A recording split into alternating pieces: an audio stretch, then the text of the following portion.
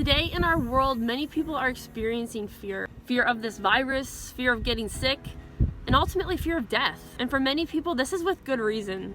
I don't know when you first had an existential crisis or if you have yet, but it is likely that you've thought about death. I know it's not the most pleasant topic to talk about. I remember as a very young kid realizing that death was an unavoidable disease. I remember somehow through a children's book realizing that these bodies that we live in are just temporary. And it rattled me, it upset me to think that someday I would be gone, to think that someday my mom and dad wouldn't be around. But the reality is that there's no vaccine, no medicine, no antibiotic that can ultimately save us from death. And quite honestly, most of us don't know when that's coming. So are we ready? Are we prepared for what comes next? I know a lot of people believe that nothing comes next, that this is all there is.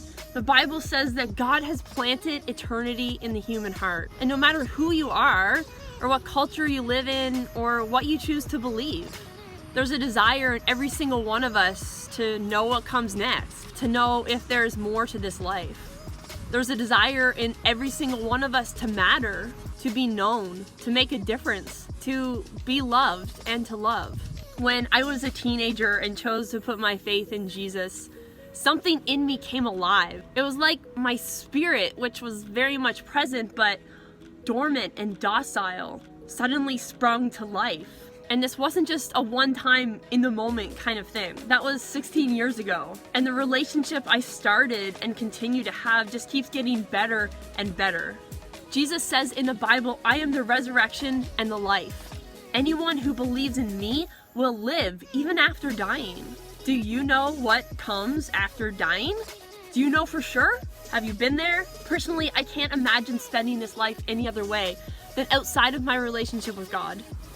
He's so kind, so loving, so forgiving, so fun, so adventurous, so wild. But if you don't even want to know God here on earth, why would you want to spend eternity with him?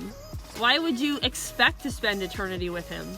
Jesus says, I am the way, the truth, and the life. No one comes to the Father except through me. That is a pretty bold statement.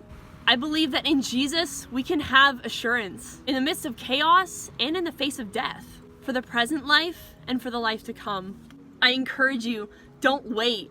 Open your heart up to God today. Begin a relationship with him today.